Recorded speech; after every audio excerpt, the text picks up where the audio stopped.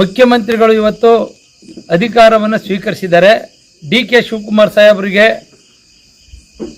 ಇವತ್ತು ನಮ್ಮ ಕುಡುಕುಂದಿ ಗ್ರಾಮದಿಂದ ಕಾಂಗ್ರೆಸ್ ಪಕ್ಷದಿಂದ ಅವರಿಗೆ ಸುಸ್ವಾಗತವನ್ನ ಹೇಳ್ತೀವಿ, ಅಭಿನಂದನೆಯನ್ನ ಸಲ್ಲಿಸ್ತೀವಿ. ಅದೇ ರೀತಿ ನಮ್ಮ ಸಿದ್ದರಾಮಯ್ಯನವರು ಸಹ ಅವ್ರಿಗೂ ಸಹ ಈ ಸಂದರ್ಭದಲ್ಲಿ ಅಭಿನಂದನೆಯನ್ನ ಸಲ್ಲಿಸ್ತೀವಿ.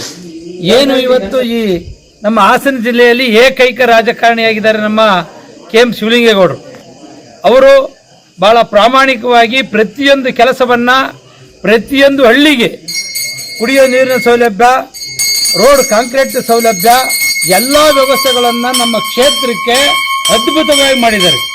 ಇದೇನು ಉತ್ಪ್ರೇಕ್ಷೆ ಮಾತಲ್ಲ.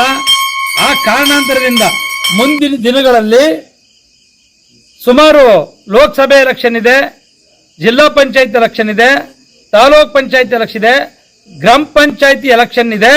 ಆ ಕಾರಣಾಂತರದಿಂದ ದಯಮಾಡಿ ಸಿದ್ದರಾಮಯ್ಯರು ಮತ್ತು ಡಿ.ಕೆ. ಶಿವಕುಮಾರ್ ಸಾಹೇಬರು ನಮ್ಮ ಕೆ.ಎಂ. ಶಿವಲಿಂಗೇಗೌಡರು ಅರಸೀಕೆರೆ ಕ್ಷೇತ್ರದ ಶಾಸಕರಿಗೆ ದಯಮಾಡಿ ಮುಂದಿನ 2ನೇ ಹಂತದಲ್ಲಿ ಸಚಿವ ಸ್ಥಾನವನ್ನು ಕೊಡಲೇಬೇಕು ಅಂತ ನಮ್ಮ ಅವರ ಹುಟ್ಟೂರು ಗ್ರಾಮಸ್ಥರು, ಕಾಂಗ್ರೆಸ್ ಪಕ್ಷದ ಎಲ್ಲಾ ಕಾರ್ಯಕರ್ತರು ಎಲ್ಲರೂ ಒಕ್ಕೊರಲಿಂದ ಇವತ್ತು ಶ್ರೀ ಕುಂಟಮಾರಮ್ಮ ದೇವಿಗೆ ಮತ್ತು ಶ್ರೀ ವೇಣುಗೋಪಾಲ ಸ್ವಾಮಿ ಅವರಿಗೆ, ದ್ಯಾವಮ್ಮನವರಿಗೆ, ದಪ್ಪಪ್ಪರವರಿಗೆ, ಎಲ್ಲ ಗ್ರಾಮ ದೇವತೆಗಳಿಗೂ ಇವತ್ತು ಅಭಿಷೇಕ ಮಾಡಿ 101 ಕಾಯಿ ಈಡುಗಾಯನ್ನ ವ್ಯವಸ್ಥೆಯನ್ನು ಮಾಡಿ ಅನ್ನ ಸಂತರ್ಪಣಾ ಕಾರ್ಯಕ್ರಮವನ್ನ ಇಟ್ಕೊಂಡಿದ್ದೀವಿ.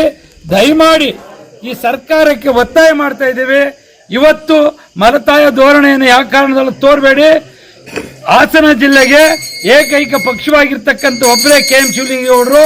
ಮುಂದಿನ ದಿನಗಳಲ್ಲಿ 2ನೇ ಹಂತದಲ್ಲಿ ಅವರಿಗೆ ಸಚಿವ ಸ್ಥಾನವನ್ನು ಕೊಡಬೇಕು ಅಂತ ತಮ್ಮಲ್ಲಿ ಕಳಕಳಿ ಮನವಿಯನ್ನ ಮಾಡ್ಕೊಂತ